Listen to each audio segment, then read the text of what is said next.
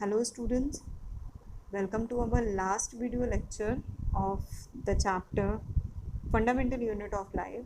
So in this chapter we are going to discuss about ribosome, centrosome, vacuoles and the structure of vacuoles. These are the remaining structure we need to discuss.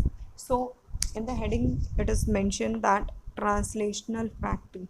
What do you understand by translational factory? मतलब जहाँ पे changes होते हो, conversion होता हो, translate होता हो, DNA से RNA से DNA बनने का प्रोसेस और DNA से DNA बनने का प्रोसेस कहाँ होता है? राइबोसोम्स में ही होता है. प्रोटीन्स से RNA बनने का प्रोसेस कहाँ होता है? राइबोसोम्स में होता है. इसलिए राइबोसोम्स को ट्रांसलेशनल फैक्ट्री भी कहते हैं. ठीक है. राइबोसोम्स का स्ट्रक्चर कैसा होता है? These are the small rounded bodies. कहाँ पाए जाते थे? एंडोप्लाज्मिक रेटिकुलम के ऊपर, राइट. इसीलिए एंडोप्लाज्मिक रेटिकुलम को हम रफ एंडोप्लाज्मिक रेटिकुलम भी कहते हैं. So ribosomes are small rounded bodies found either in free state in the cytoplasm or attached to the surface of the endoplasmic reticulum. जो पिछले के डायग्राम्स हमने डिस्कस किए थे पिछले वीडियोस में, उसमें ये चीज़ दिखाई हुई थी कि कुछ सस्पेंडेड फॉर्म में फ्री स्टेट में भी प्रेजेंट है और कुछ आपके एंडोप्लाज्मिक रेटिकुलम के ऊपर राइबोसोम्स प्रेजेंट है, right. They are composed of RNA, ribonucleic acid, then proteins. They are not bounded by a membrane. इसमें कोई मेम्ब्रेन बाउंड स्ट्रक्चर नहीं होता. ये राइबोसोम्स के स्ट्रक्चर हैं. They are present in prokaryotes. Prokaryotes में 70S RNA प्रेजेंट होता है और राइबोसोम्स होते हैं. इसमें यूकैरियोट्स के केस में 80S होता है. तो 70S मिलके बना है 50S और 30S से. 80S मिलके बना है आपका 60S और 40S से. S यहाँ पे S आपका वेट का यूनिट होता है. वेट का यूनिट किस चीज़ का वेट? मतलब राइबोसोम्स का RNA का जो वेइंग यूनिट होती है वो होती है. और S का मतलब यहाँ पे होता है सिडबर्ग्स यूनिट. कोर्स में नहीं है, याद करने की ज़रूरत नहीं है, लेकिन you should do. That's why I am telling S is known as Sidberg's unit.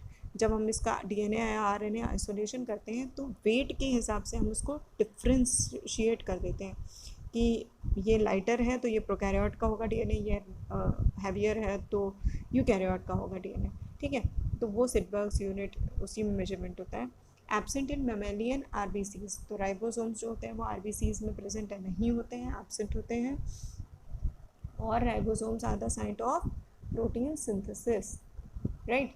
अब आता है सेंट्रोसोम. ये बहुत माइन्यूट स्ट्रक्चर है, सेल में कहीं कहीं प्रेजेंट होता है. It is a small naked organelle present near the nucleus of the cells of the animal cell and in lower plants. जो छोटे प्लांट्स होते हैं उसमें और जो एनिमल्स की सेल्स होती है उसमें ये सेंट्रोसोम प्रेजेंट होता है, right. It has sheath of special cytoplasm called centrosphere. अब ये जो आपके हैं ये शेथ दिख रहे हैं आपको, ठीक है. It encloses two micro cylinders called centrioles. अब ये 2 टाइप की ये माइक्रो सिलेंडर्स जो हैं वो अटैच रहते हैं आपस में. इस पूरे स्ट्रक्चर को सेंट्रियोल बोलते हैं. 2 centrioles like right angles to each other. अब जैसे ये पूरा एक सेंट्रियोल है और ये दूसरा सेंट्रियोल है, तो अब 2 सेंट्रियोल मिलके क्या बना देंगे? सेंट्रियोल पेयर, और ये कहलाएगा centrosome. It has 9 triplet fibrils. और ये जो पूरे होते हैं ये 9 होते हैं. 9 ट्रिपलेट फाइब्रिल. ट्रिपलेट मतलब 3-3 के बने होंगे, ठीक है, ऑब्लिकली ऑन द पेरिफेरी. और ये पेरिफेरी पे अरेंज होता है बाउंड्री लाइन पे. They form astral spindle fibres and produce basal bodies to form cilia and flagella. ये सीलिया और फ्लैजेला बैक्टीरियल सेल्स में मूवमेंट का काम कर रहा था, ठीक है. तो उनको बनाने का, उसका अरेंजमेंट करने का काम किसका है? इसका. आप एक तरीके से ये मान सकते हैं कि ये मोटर की तरह काम करेगा, ठीक है. मोटर के ऑर्गन्स को बनाने में हेल्प करेगा. Next is vacuole. So vacuole is the store house of the cell. Plant cell में प्रेजेंट होता है जनरली, ठीक है. membrane bound non cytoplasmic cells, sac like structure containing non living solid or liquid contents. इसमें कोई living solid और या living liquid content नहीं होता है. साइटोप्लाज्मिक, नॉन साइटोप्लाज्मिक मतलब साइटोप्लाज्म भी नहीं है, गैस चैम्बर टाइप होता है ये. There are 3 types of vacuoles, sap vacuoles, food vacuoles and contractile vacuoles. जिस तरह से इसका नाम है उसी जगह पे ये प्रेजेंट होते हैं और फंक्शन भी उसी से रिलेटेड होता है। Covering membrane of sap vacuole is known as tonoplast. Tonoplast जो होती है वो सैप वैक्यूल जो टाइप है एक वैक्यूल का, उसकी जो कवरिंग है that is known as tonoplast, right? The fluid filled content of vacuole is known as sap और टोनोप्लाज्म, सेल सैप और टोनोप्लाज्म, इसमें जो फ्लूइड प्रेजेंट होता है, ठीक है। Recently digestive enzymes are reported in vacuole of plant cell. अब अभी रिसेंटली ऐसा कुछ ऑब्जर्व करा गया है कि जो वैक्यूल्स होते हैं प्लांट्स के, उसमें भी डाइजेस्टिव एंजाइम्स पाए जाते हैं। होता क्या है, ये कुछ गैस चैम्बर लाइक होता है जिसमें कुछ फ्लूइड फिल होता है और एक्स्ट्रा डाइजेशन का काम करने का काम वैक्यूल करता है, और कुछ एंजाइम्स को स्टोर करेगा, लिक्विड को स्टोर करेगा, ठीक है। ये आपका वैक्यूल का स्ट्रक्चर है,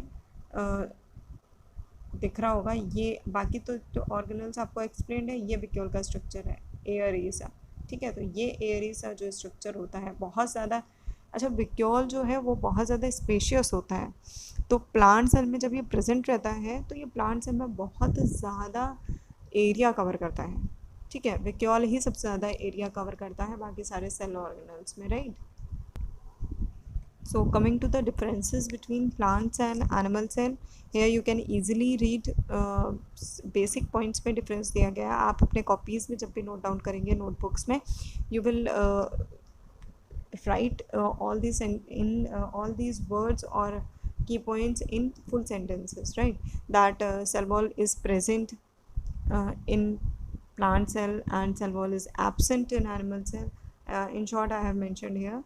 So in this slide you can easily get all those points. Cell wall is present in plant cell whereas it is absent in animal cell. Plastids present होते हैं, बताया था आपको प्लास्टिड्स क्या है, कलर्ड पिगमेंट्स हैं, तो ये प्लांट सेल में ही प्रेजेंट होते हैं, एनिमल सेल में नहीं प्रेजेंट होते हैं। सेंट्रोल और सेंट्रोसोम्स एब्सेंट होते हैं प्लांट सेल में, वेरेस एनिमल सेल में प्रेजेंट होते हैं। वैक्यूल्स बहुत बड़े होते हैं, अभी आपने इमेज देखी थी, लेकिन एनिमल सेल्स के केस में ये एब्सेंट होते हैं। एंड न्यूक्लियस जो है वो प्लांट सेल में एक साइड में होता है, वेयरएज एनिमल सेल में सेंटर में लाई करेगा। सेल रिजिड होती है, क्यों? क्योंकि उसमें सेल वॉल प्रेजेंट होती है। एनिमल सेल में सेल वॉल प्रेजेंट नहीं होती है, इसलिए जो एनिमल सेल है वो फ्लेक्सिबल होती है, क्योंकि सिर्फ वहाँ प्लाज्मा मेम्ब्रेन प्रेजेंट होता है।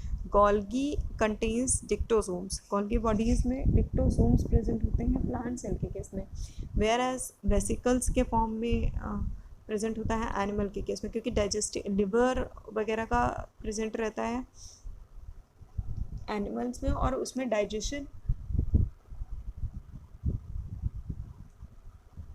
ज़्यादा ज़रूरी होता है एनिमल्स के केस में। So digestive enzymes are required, that's why you can say that Golgi bodies are more present in animal cell. So in plants के केस में क्या होता है, प्लांट सेल्स जो होती हैं वो साइज़ में लार्जर होती हैं, क्योंकि जो उसके कंपोनेंट्स हैं वो बहुत लार्जर इन साइज़ होते हैं। सबसे ज़्यादा जो आपका स्पेस लेता है वो वैक्यूल ही है। एनिमल सेल्स जो होते हैं वो आपके स्मॉलर इन साइज़ होते हैं, राइट। स्टार्च, ये बेसिक पॉइंट है और थोड़ा इम्पॉर्टेंट पॉइंट है। ग्लाइकोजन जो है वो स्टोर्ड फॉर्म में होता है एनिमल सेल में और एनर्जी प्रोवाइड करने का काम करता है। ग्लाइकोजन का ब्रेकडाउन होगा, ग्लूकोज का ब्रेकडाउन होगा, लेकिन प्लांट्स के केस में स्टार्च स्टोर होता है, और स्टार्च का breakdown in the case of starch is the complex form. It breaks down into amylose and amylopectin. तो एमाइलोज और एमाइलोपेक्टिन में जब ये ब्रेक डाउन करेगा तो ये ही एनर्जी प्रोवाइड करने का काम करेगा प्लांट्स को, ठीक है। तो एनर्जी इज स्टोर्ड, और फूड रिजर्वॉयर क्या है, स्टार्च, ठीक है। फूड जो रिजर्व हो रहा है वो स्टार्च है, whereas in animals it is glycogen, right. अब यहाँ पे प्लांट सेल और एनिमल सेल का एक कंपैरेटिव स्ट्रक्चर आपको बना हुआ दिख रहा है, इसको आप इजीली स्टडी कर सकते हैं, ड्रॉ कर सकते हैं। बहुत सारे स्ट्रक्चर्स हमने ऑलरेडी डिस्कस कर लिए हैं, तो इसमें आप you can go through comparatively, आप स्टडी कर सकते हैं, ठीक है। And here the chapter is completed from my part, and we will be discussing question answers in later portion. So go through the all the points and all the headings of this chapter, and if you have any query you can ask in the comment section. Further we will be discussing question answer in our next video lecture or in PDF form, right? Thank you, students.